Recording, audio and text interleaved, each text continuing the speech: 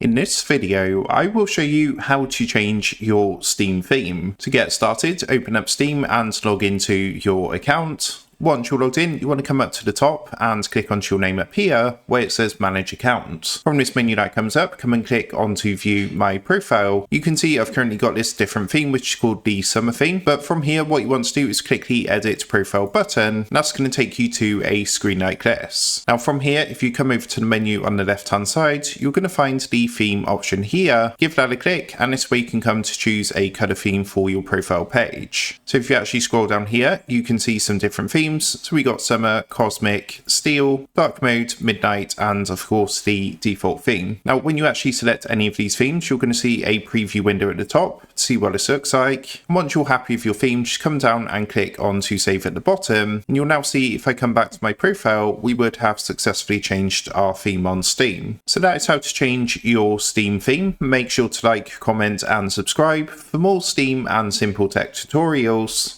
And with that being said, I will see you in the next video.